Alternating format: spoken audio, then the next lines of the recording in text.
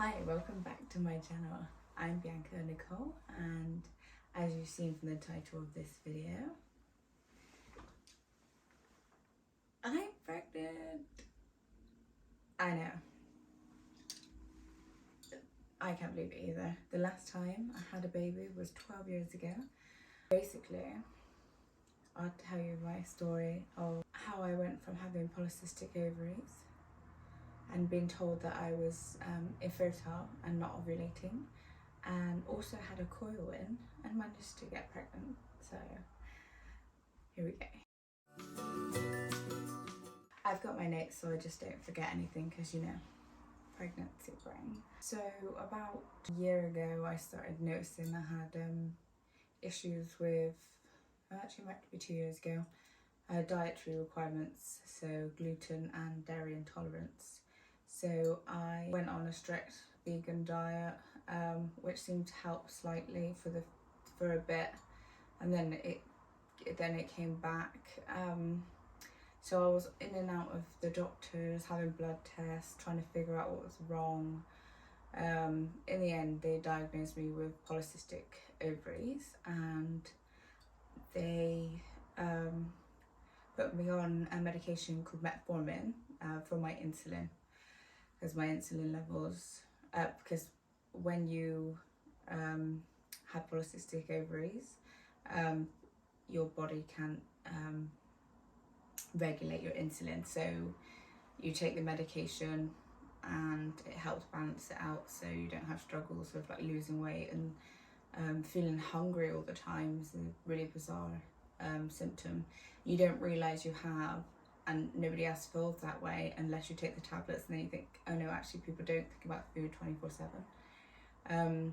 So and then I went on, so I was on metformin. I upped my dose because it stopped working, and then I went up again, and then I went on a keto diet, and I was strictly keto, and it was going well. I say diet, I mean like lifestyle, keto lifestyle, and I was fasting for 18/6, and that was really helping with the way I felt and how I was managing with life and stuff. And then the Queen's Jubilee came, and I decided that I was going to have some tiramisu, even though it has everything in it that I can't have, and when you're on metformin you're not allowed to drink. So I started feeling like a little hot, and then when I got home, like out from the street party, I noticed that I was like pouring with sweat, and I needed the toilet, and it was, you know, coming out, and I was violently ill.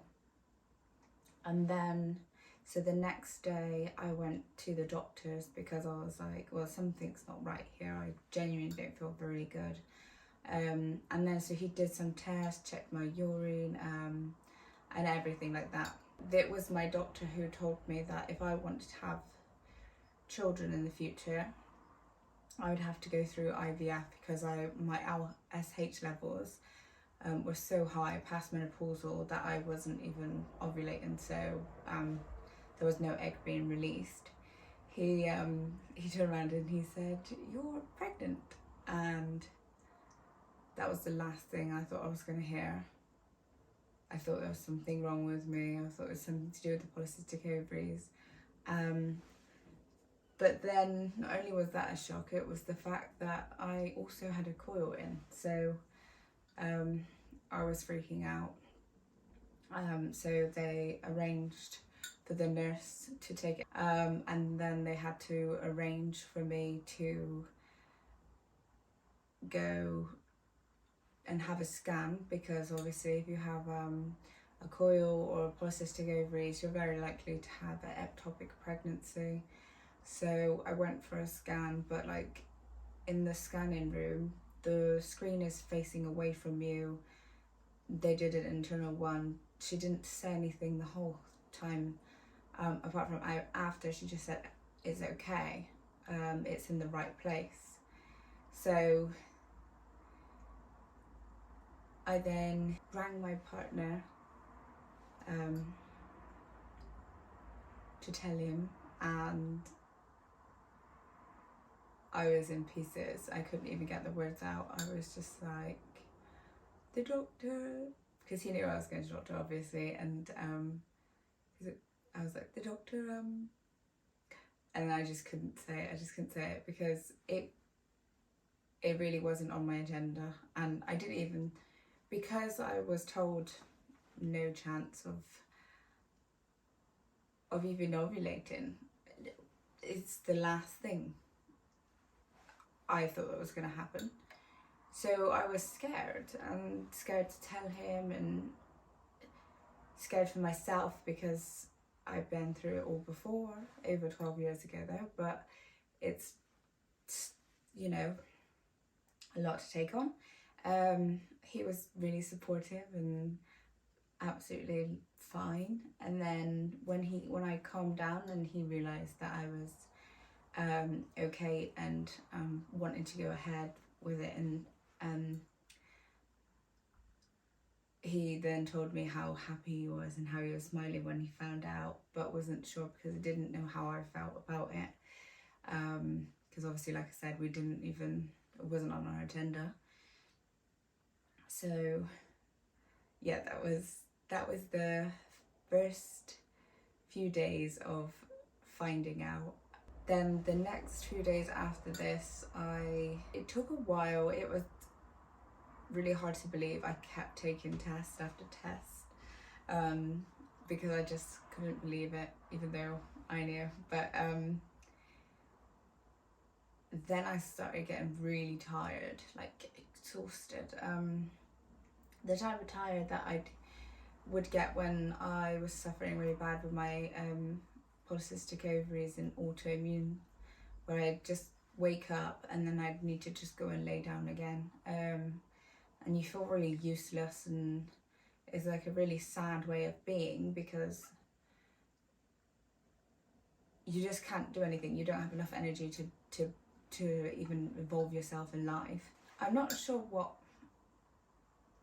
led me to actually get pregnant, obviously, in the sense of what was the success for the everything against me. But I think the combination of the being really happy in myself and my life, and being completely relaxed and just content, a healthy lifestyle with a ketogenic diet, and the fasting and the metformin, combination of all of those, I think is what made it happen. That is how I found out story. And if you'd like to leave a comment or leave a like, and I will do weekly updates for you, and bring you along, because why not? It's an adventure and you can come along with me. Thanks for watching.